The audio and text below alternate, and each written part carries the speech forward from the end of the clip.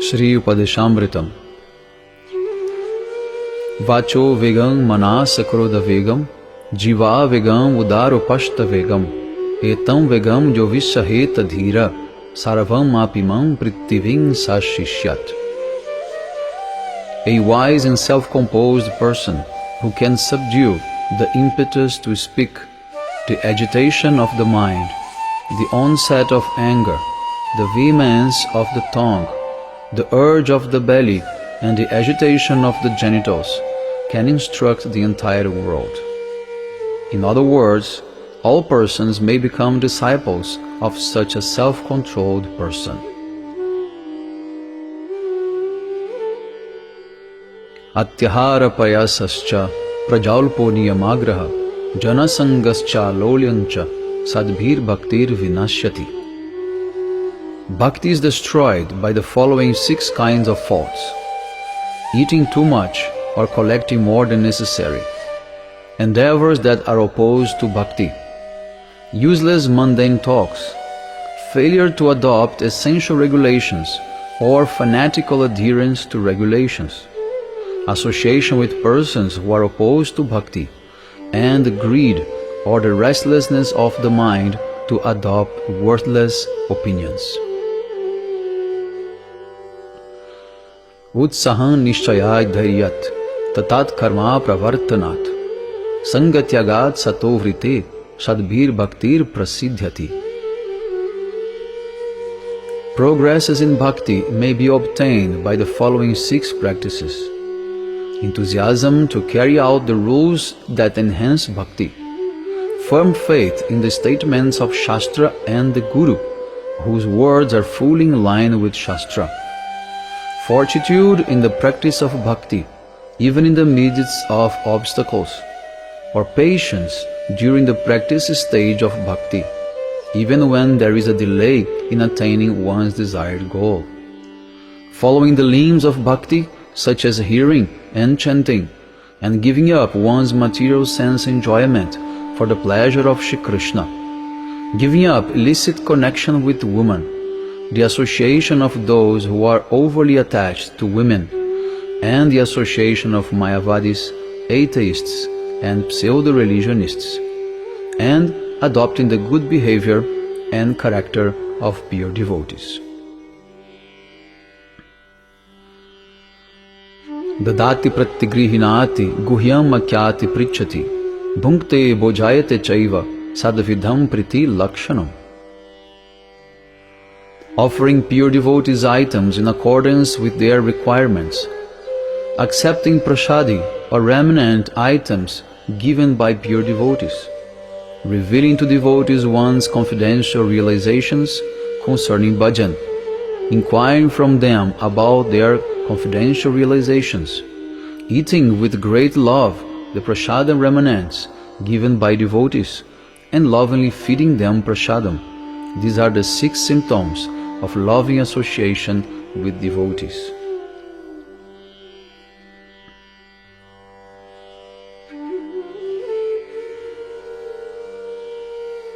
Krishniti jasya giritang manasadriyet dikshasti che pranattivischa bhajantam misham shushurushaya bhajanna vigyamananya manya nindadi shunyaridham ipsta sangalavidhya.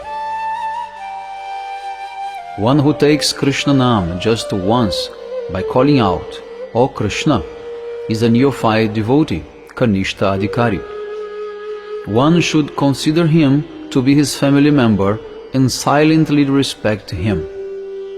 One who fully understands the principle of Diksha, has accepted initiation from a qualified Guru, and performs bhajan of Bhagavan in accordance with Vaishnava conventions, is an intermediate devotee, Madhyama Adhikari.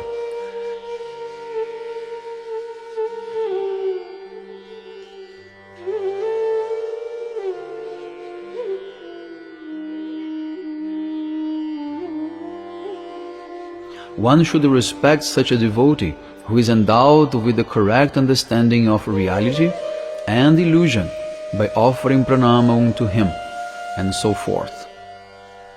One who is conversant with the science of bhajan, as described in Srimad Bhagavatam and other Vaishnava scriptures, and who performs exclusive bhajan of Shri Krishna is a Mahabhagavata devotee. Due to his undeviating absorption in Krishna, the pure heart of such a devotee is free from faults, such as the tendency to criticize others. He is expert in bhajan, meaning that he mentally renders service to Sri Radha Krishna's pastimes that take place during the 8 segments of the day, Ashtakaliya Lila.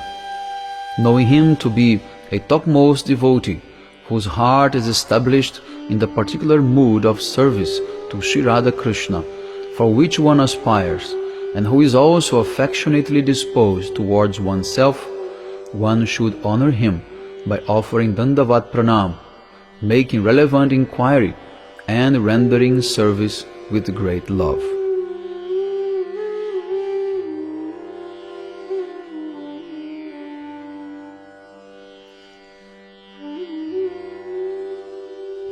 Drishtai swabhava janitair vapushascha doshair na prakritatvam iha bhakta janasya pashyat gam gam basam nakalu budbuda pena pankair brahma dravatvam apagachati niradharmaihi. Devotees situated in this material world should not be viewed with material vision. In other words, one should not consider them to be ordinary conditioned souls.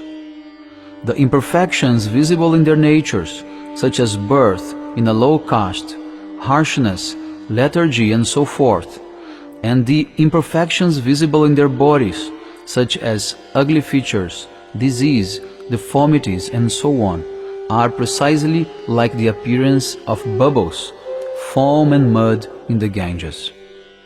Despite such apparent pollution in the water of the Ganges, she retains her nature as liquefied transcendence. Similarly, the self-realized Vaishnavas always exist on the transcendental plane, and one should not attribute material defects to them. Ritad sitapya vidya pitopataptarasanasa narochit kanu kintu vadarad kalu shaiva jushta swadvikramad bhavati tadghada mula hantri. Those whose tongues are afflicted by the jaundice of avidya, or in other words, those who are afflicted by the ignorance born of being different to Shri Krishna from a time without beginning, cannot relish the nectarian names, form, qualities and pastimes of Shri Krishna, which are compared to the sweetest sugar candy. Instead, these attributes taste bitter to them. But if with great faith one regularly takes this sugar candy of chanting and hearing the transcendental names, form, qualities and pastimes of Shri Krishna, it gradually becomes relishable to him and destroys at the root his disease, the jaundice of avidya, or indifference to Shri Krishna. In other words, he becomes spontaneously attached to Shri Krishna.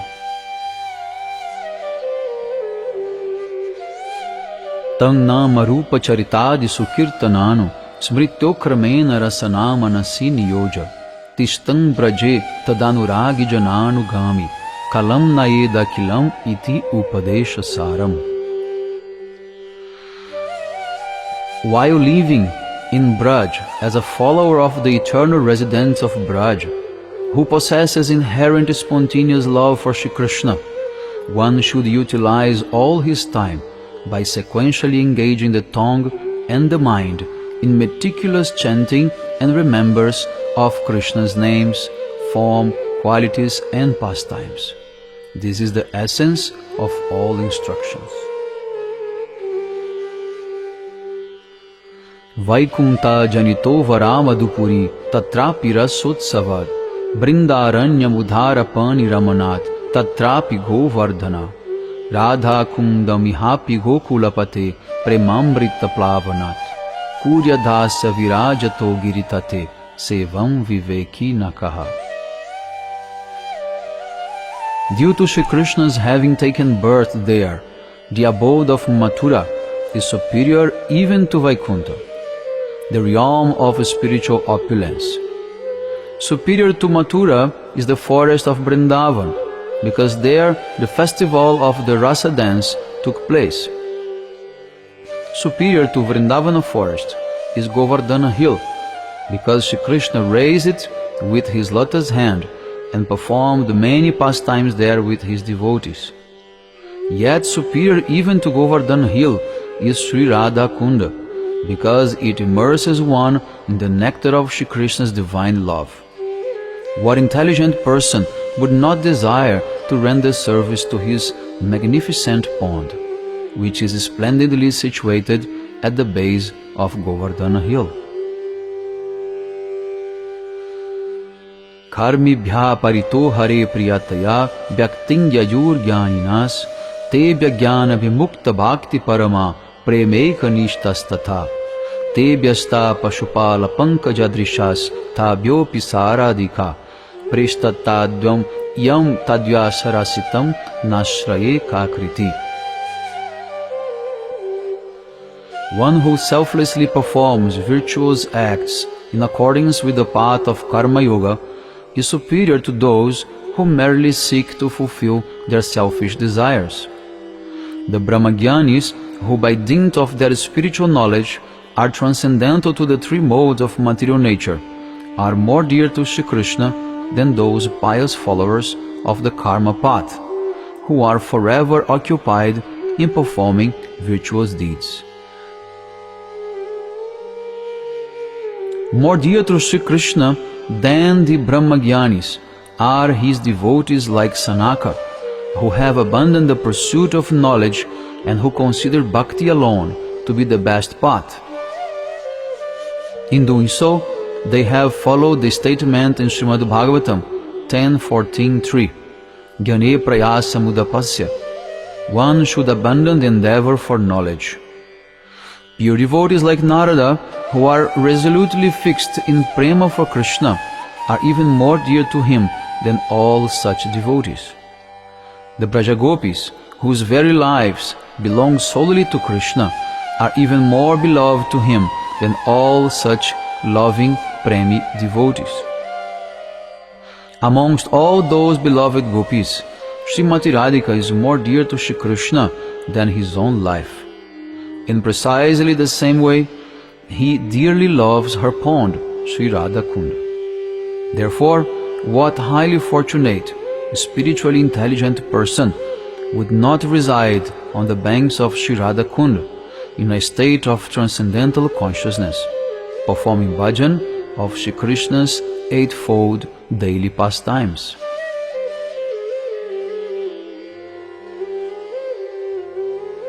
Krishna sochai pranaya vasati priyasibhyo piradha kundam chasya munibhira vitastadrigyava vyadhai yat pristairapyayalam masulabam king punar bhakti bhajam tat premedam sakridapi sara snatura viskaroti.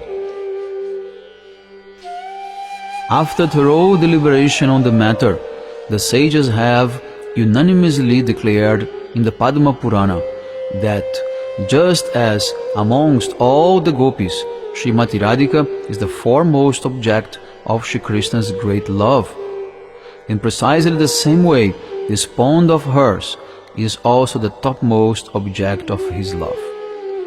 Upon one who simply bathes in its waters just once with great devotion, Shri Radha Kunda bestows that rare treasure of Gopi Prema, which is so immensely difficult to attain, even for such dear devotees of Bhagavan as Narad, what to speak of ordinary sadhakas.